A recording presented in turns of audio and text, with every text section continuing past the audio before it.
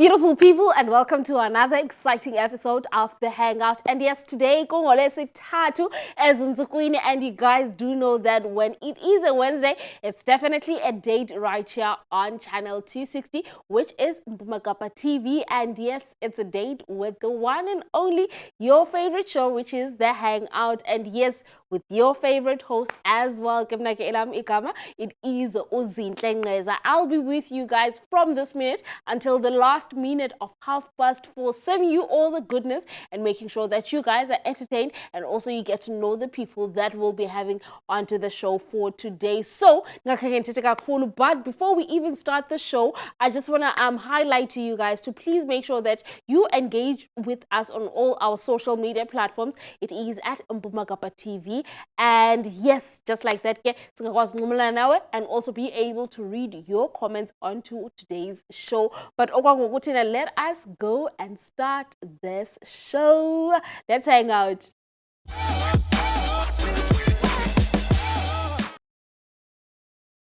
Beautiful people, I am right here back onto your screens, and you are tuned in on the Hangout. And yes, we are also available on the free Vision Play app, where you can be able to download that app and also watch us onto your own mobile devices. Just simply like that, man. It's a very nice platform where you get to also catch up with our previous shows. But right now, I am going to go straight into it and jump onto the first person that we have on our gray couch today, and I am talking about Leon, and he's basically going to tell us who he is and also where he's coming from and why is he here today on the Hangout. First of all, let us welcome him on the Hangout. Welcome, man. How are you? Thank you. I'm good. How are you? I'm good, man. You chilled? Yeah, I'm chilled. You ready to serve us and give us who you are? Yeah, 100. Lovely stuff, man. Yeah. And also for people at home who actually don't know you and will have the interest to get to know you, how can you just try and describe yourself and just give us a little bit of your bio as to who you are and what is it that you do? Okay, my name is Leon Mbuthia. I'm from Kabeja, used to be PE. Yeah, and basically I'm just like a creative from the start, doing artworks. I've always done artworks. Yeah, I just define myself as an artist. I let my work speak for me. Lovely stuff, Yeah. man. And also you taking on such a big title of being an artist. Let us get back to when did that talent, when did you start to realize that actually this is the talent that I have and I love to express my feelings, because in art it's all about expressing who you are and giving people what is inside of you. So for you, when did you start to realize that this is who I am and this is what I want to give out to the people? My parents actually told me before I could speak, I would draw. Yeah. So that's always been like my original form of communication. And yeah, basically, I don't know, I just came out the womb sketching. Yeah. You know? So you were... Yeah. You're a drawer and a painter right there. Visual, everything. I skipped the stickman stage. Yeah, I went straight to 3D. Listen. I just skipped the stickman. I was like, because I used to love watching cartoons a lot. And I don't know if it's different from other kids, but I would look at the cartoons to try and imitate them rather than just watch it, you know? Okay. And that's where the love started. Just by seeing something that I thought was cool and trying to make it like for myself. For yourself. Lovely stuff, man. And also, let's get to talk about your inspiration. You're mentioning that you started watching out on cartoons and that's where you got your inspiration from. Let's get to talk about what other inspiration that made you and believe into your creativity more. It's my parents, definitely, because art runs in the family. My father was an artist, but he didn't pursue that because of specific situations. So he always encouraged me to make it my thing, like he pushed me. I've always had that support from both parents, you know? Yeah. Lovely, man. And also having to come from a creative background, family, and also you are having to now try and find your food within our society whereby everyone is just focusing on either being a doctor, being a nurse, being a police person. But you were like, you know what, I'm going to push onto my family legacy and I'm going to make sure that what I got from home is Yeah. seen from outside. Let's get to talk about the challenges and also how you got to overcome them. Yo, challenges for me, I think because of school and yeah, because the first stage of your life is school. So I always had that, like, a lot of people encouraged me in school also to keep going. And I saw it as whenever you're feeling like a misfit, like, you know how artists are. Yes, yes. We always feel like sort of like, you know, you don't fit in here or there. I could fit in with the art. Like, people acknowledged me for the art. And I saw that I could communicate with people with the art. I could reach out to people that I wouldn't regularly speak to otherwise, you know, just because they like my artworks. Yeah. So for me, it was always like a thing of, I was probably going to make it a professional thing rather than just a hobby, you know. Like, I've always been very one-track minded about the art. Yeah. Okay. Yeah, from the start.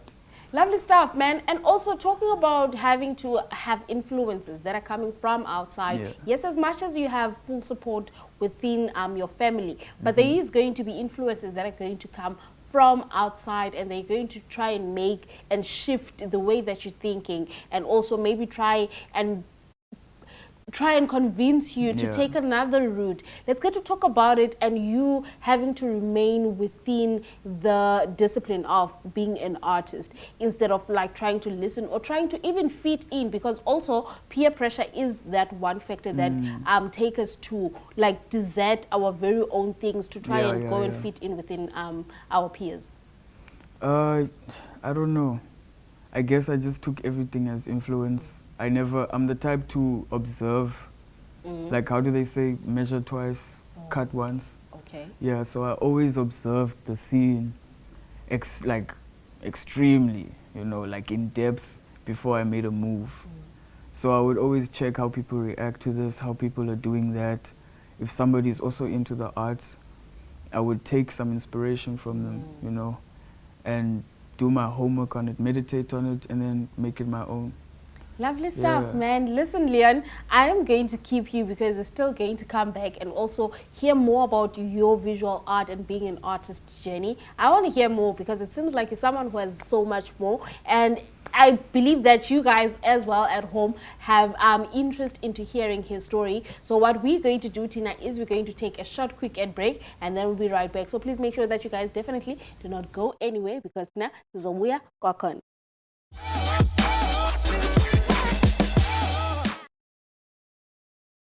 Beautiful people, welcome back from the ad break. And yes, you are still tuned in with us right here on the Hangout. Right now, what we are going to do, because before we went to an ad break, we were speaking with Leon, but now we're still going to speak with him more to hear more about his work, because we do know that graphics and also graffiti is associated as people who are actually vandalizing. But we're going to hear from the man himself, and also he's just going to give us light as to how does he go about and making sure that his artwork is out into the public legally. You see, Liam, welcome back to the Hangout. How are you, man? Yeah, I'm still good. I'm still here. I'm still alive. Yeah.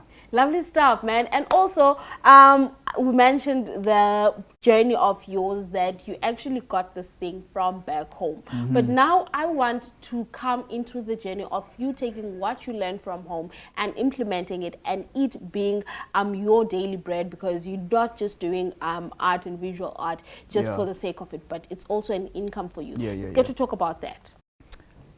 So basically, it's the same thing that I said before. Like, I've been so one-track minded about it that I never really had a plan B, you know. So it was like, even if I'm gonna make it like a career, it's gonna be something that I'm gonna go all out in, you know. And I just took that the same training that I had from just doing it as a hobby, I took it into the field, and yeah, because they say, you know, if you're gonna study something, let it be what you love, because you're gonna hate it. You know what I mean? And I wanted to basically like start hating it, Yeah. because I wanted to see the serious side of it, not just the hobby side where I'm just drawing for fun, or yeah, doing it for like a side gig or something. Yeah. Let's get to talk about it, and you having to go for training for something, because to most people tend to think that because of you already have a talent, you don't necessarily need sort of formal training. Let's get to talk about that, and also for you, that formal training, what was that one thing that actually opened your mind and you were like, okay, this is why I need, and also this is how I need to go about it for me to be successful within this industry. So let's get to talk about those. Two major things for me. Firstly, I did study at NMU, visual arts. That put me in a different mindset completely, because I got to meet other artists. And the biggest thing for me, actually, which is also the second thing, was meeting grown people with families and houses that are artists, you know. That opened my mind completely, because you don't usually meet them on an everyday basis. And when you don't, you have that mindset that this is just a hobby and it's always going to be a hobby, you know. But there are people out there who survive off of this, and meeting them personally has a bigger impact than, say, knowing someone online or following your favorite artist. When you actually meet like an artist, For some sort of assurance. Yeah.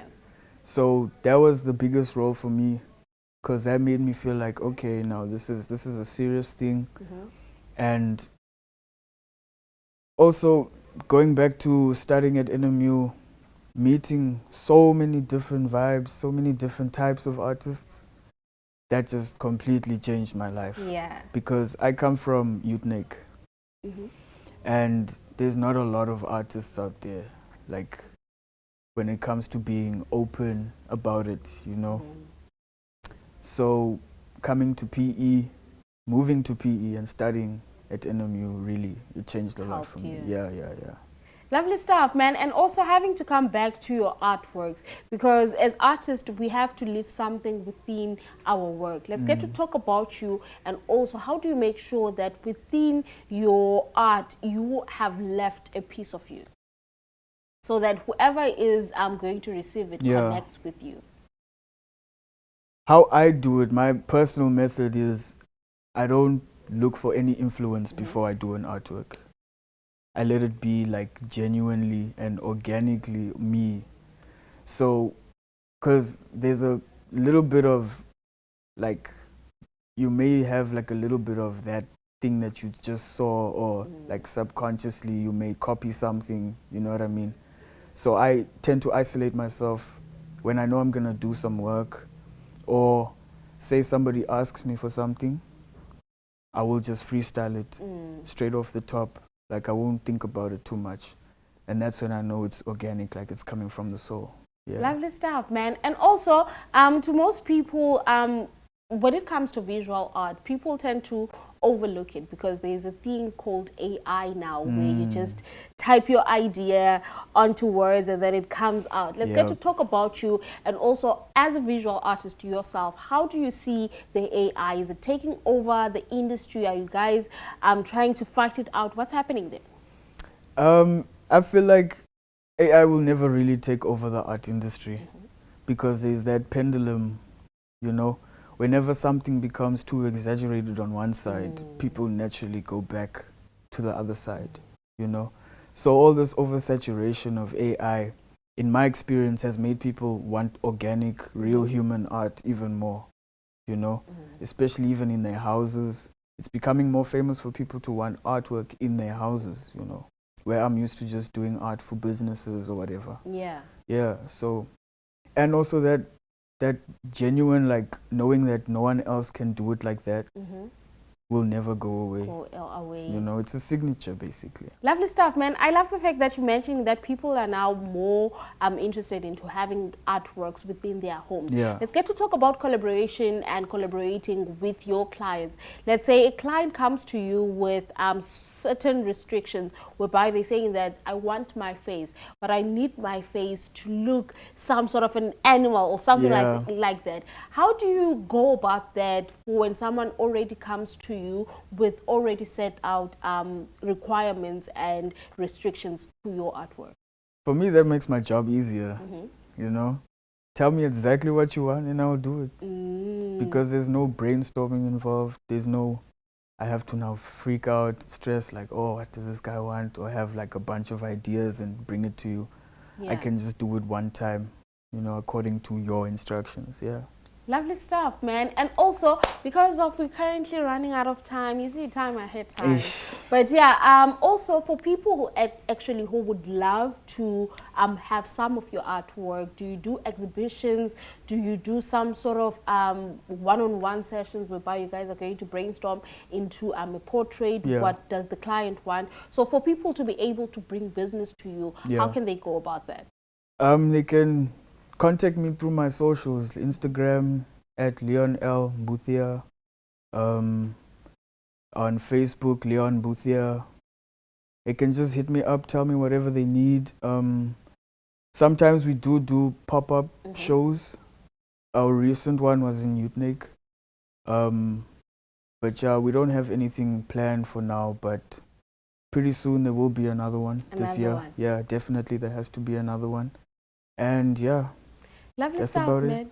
Thank you so much for taking time and coming onto the Hangout. We truly appreciate you. Thank you and for also, having me. we definitely cannot wait to see you flourish within the industry that you are within. Thank you so much. And yes, you guys at home, thank you so much for joining us right here on the Hangout. But tinangoku is we're going to take a short quick ad break, and then we're going to come back. When we're coming back with fitness.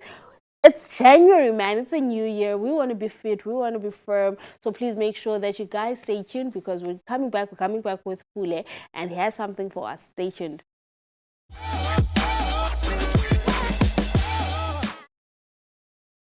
Beautiful people, welcome back from the ad break. I hope you guys managed money. Keniti husa bargokutina simbuye kwa kona and sikalelekile nje. We are bringing you guys a fitness guy called Upule Mzwaledi, and Kenake is going to give us tips on how to do exercises so that for the new year 2025 we can be in shape. So check the next one out.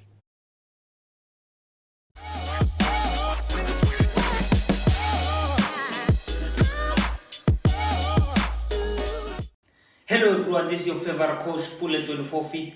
Welcome back to the 24 Feet family. So if you're new into this channel, make sure you smash that subscribe button. And if you're a returning subscriber, welcome back. So today we're going to be doing one of my favorite workouts that you can do in the morning. I call it the high intensity workout, which is the HIIT training. So before we start the HIIT training, I'm just gonna take my instant beverage for energy, the Herbalife instant beverage for energy. Just gonna put it inside for energy, and then we'll be good to go. Then be with me. Try it at home also. Do this with me now. Let's go.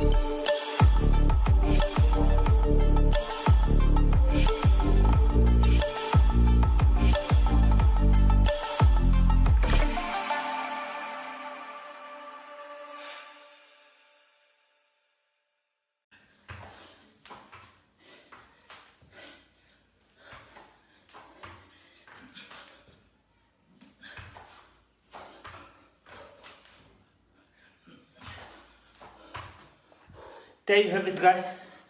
Make sure you try this workout at home. Thank you very much for watching. Let's do this. See you next time. Peace.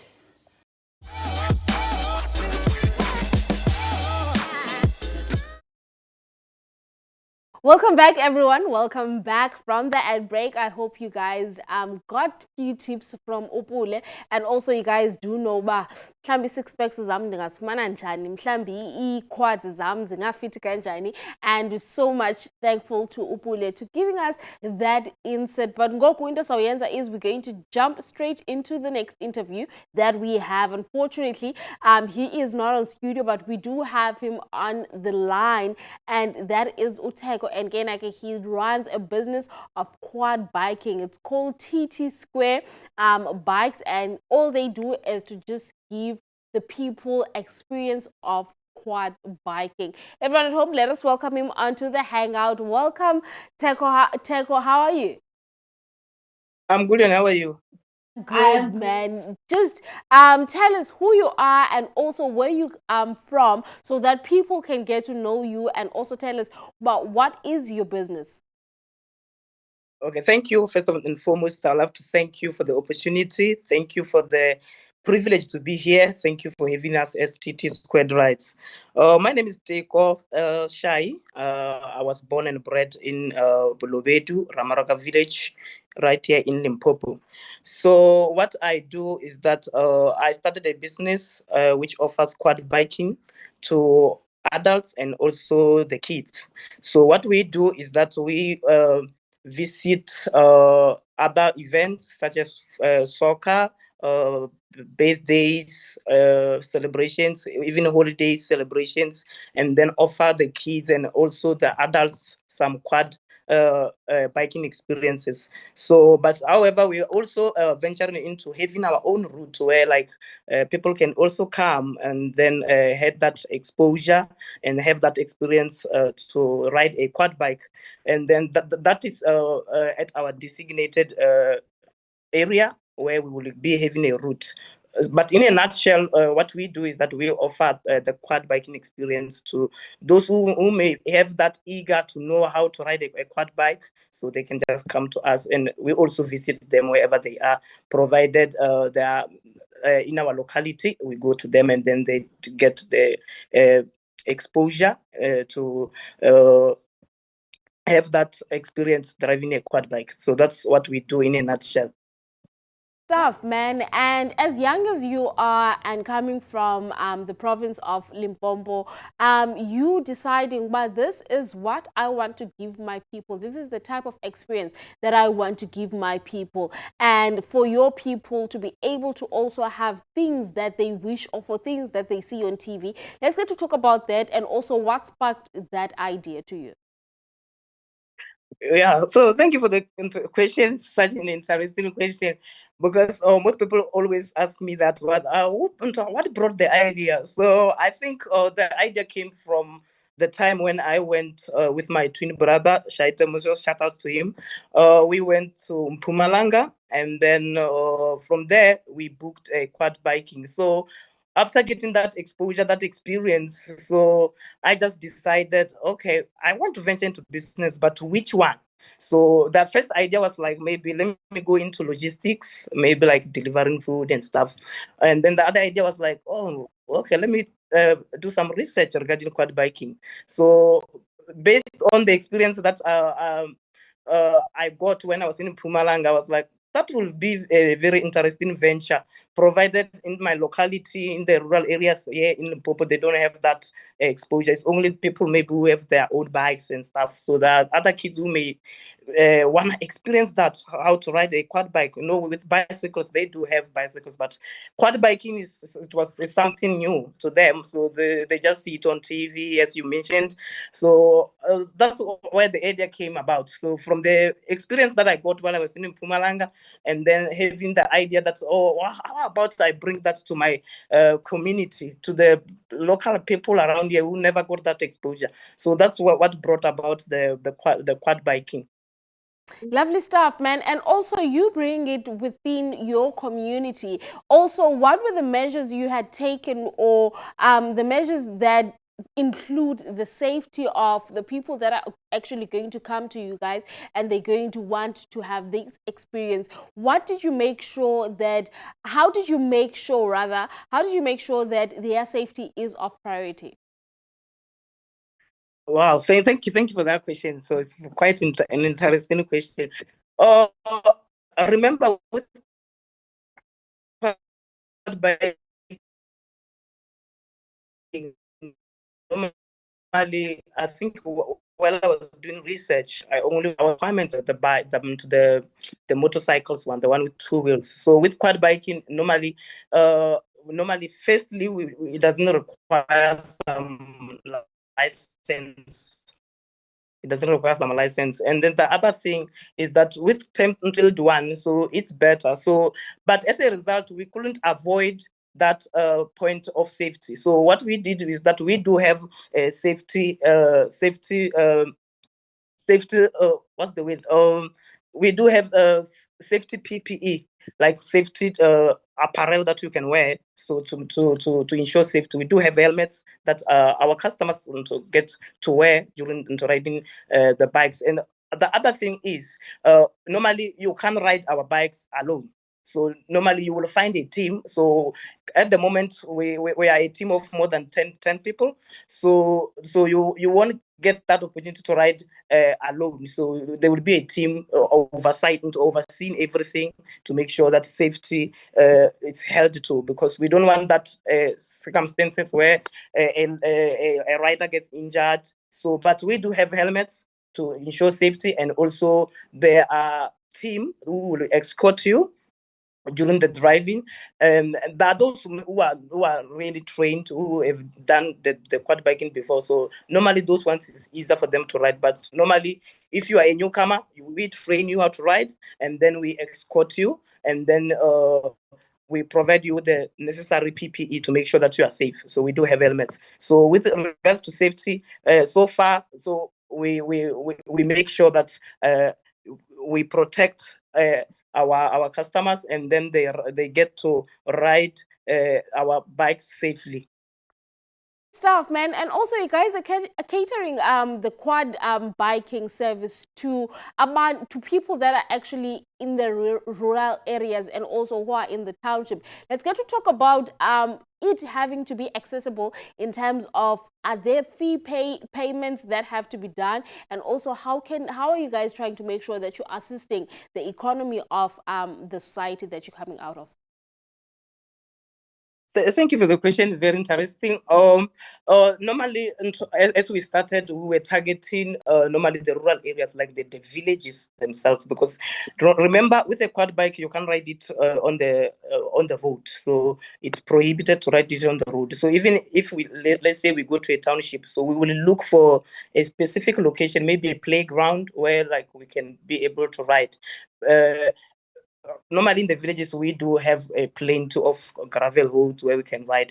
But normally when we go out for an event, so we check the surroundings and find a suitable area where we can ride. So with regards to townships also, so we normally, when you book us, so when we come to you, so you should be having a specific area that is suitable for riding. Remember, quad bikes are like all-terrain vehicles, so normally that for going like in the bushes, in the gravel roads. So no, so we take that seriously to ensure that we don't be against the law. So whereby we find like we are riding in a very busy road, and then accidents do happen. So we always take that precaution to make sure that we ride in a designated areas, or in the areas where like all terrain vehicles can be able to ride there. Lovely stuff, man. And also coming back to the community that you guys are coming out of, you had mentioned earlier on that you've got 10 people under your business. Let's get to talk about having to make sure that you are giving back to the community, because as much as you are also depending onto the community, but you also need to give back to the community. And also talking about the response that you have gotten from the community that you service for.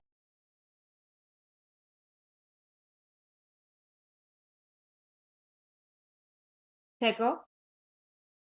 Thank you. Hello. Can you hear me? Yes, I can hear you, man. hear you, man. Okay, thank you for the question. Our community played a very huge role. Let's to remember, this is a new thing to them, and also to, as the local people in the villages around us. So we don't have such provision where people come and provide quad biking. So it's a new thing on its own. It's like it's a new ground being tilled. So. Our community played a very huge role in supporting us, and also from my family side of the point of view, so they did also play a very huge role, very huge role. Words can never be enough to thank them for what they did for us. So they always been there, ensuring that they help us with creating an area where we're gonna have our roots, and also with regards to giving back to the community. So we are just new in the industry. We are not even a year old, but as a result, we were able to support our fellow guys who are doing exploits in the villages. So I remember we went for a talent show to give support. We also supported the beauty contest, and we also, with regards to the people that I'm talking about that are part of us, so they are also local people. So as a result, as we go out, for example, we do also preschool graduations. So we come along with them, so they help us with riding those keys to the graduation venues and stuff. So as a result, so they got to benefit from the business itself. So, and the other thing to highlight is this kind of business, you can't do it alone. So that's one thing, you can't do it alone. So we really needed like to help us to ensure that we do reach our goals and our missions. So we couldn't do it alone, and our community really played a huge role in supporting us, giving us ideas what to do. It was really comforting, and it was really encouraging to see the kind of support that we got from our family members, our cousins, our uncles, so our community at large. So they do help us a lot. They also help us getting the word out there in the community. So like a form of word to word mouth advertisement. So it's really heartwarming to see the kind of support that we do get. Lovely, man. And also, because you guys, the thing that you're doing, the business that you're doing, it's more for tourism attraction, and also you guys are trying to bring tourists to come within your area, but they don't know how to go about it and also how to get in contact with you. Just share with us your social media details and also your contact details so that they can be able to take them, and also when they visiting your area, they're able to enjoy the services that you guys are offering. Okay, we are available on Facebook, TT Squared Rights. If you just search TT Squared Rights, you'll find us on Facebook. Similarly, on TikTok, we are also available, TT Squared Rights. You will find us there on TikTok. And then on WhatsApp, you can reach us on 064 205 5825. Let me repeat the number, 064 205 5825. Thank you so much, man, for joining us right here on the Hangout, and to you lovely viewers for listening and taking time to be with us. But Tinangoku into Sawienza is we're going to take a short quick ad break, and then we'll be coming right back. So please make sure that you guys definitely stick around, because next we're still coming back with more. You don't want to miss station.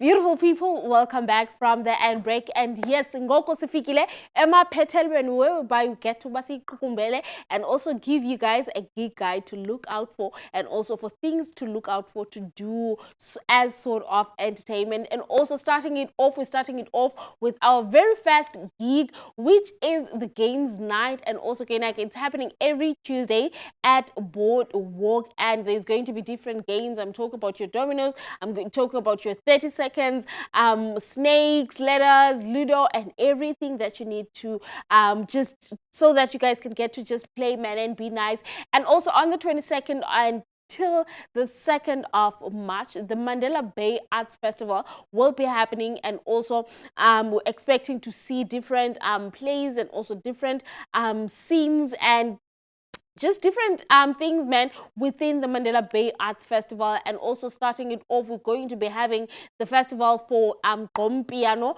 night. And again, there's going to be different people that are going to be there, your Fabiano, and it's going to be nice. There's also going to be theater as well, and it's just going to be a whole nice one. There's going to be your Kabiso Zweni, your Lungelo Makampane, your Anele Penny, and everyone that is within the theater space. And also there is a comedy going to be happening as well, so you need to check that out as well. And also there is going to be big South African and international artists. I'm talking about your Black Amanda Black, I'm talking about your The Soil, and there's going to be a whole lot to your Joliza Bata as well. They're going to be there, so it's going to be a nice one. And also, you guys must buy those tickets. Just all you have to do is to go to their website. It is www.mbaf.co.za and check out the shows that you want to attend. And amatikiti akona are very affordable. You can just go there and purchase your own. They're going to be happening in different venues around the Nelson Mandela Bay. Talking about your Black Box, your Athenium, your Mendy Art Center. So it's going to be widespread, and you guys definitely have to take time and to go and check it out and support artists, man, because artists are going through a lot, and they are not like your corporate, they're not like your professional industries. They need the support of their very own people. And going on to our social media platforms, please continue following us on social media platforms. It is at Mpumagapa TV, and also our WhatsApp line is 0836900530. And Kemna again, Nam on social media, it is _. And make sure, man, while you guys engage, you guys stroll past, you guys view the profile, maybe you follow, you like something, just engage. You get what I'm saying? And right now, what we're going to do is we're going to say thank you so much, guys, for joining us from me and my crew. Thank you so much for making sure that umsebenzi wethu is seamless and you guys are enjoying the content that we are bringing out to you guys. But for now, we're going to say thank you so much for joining. Love you guys. See you guys Friday.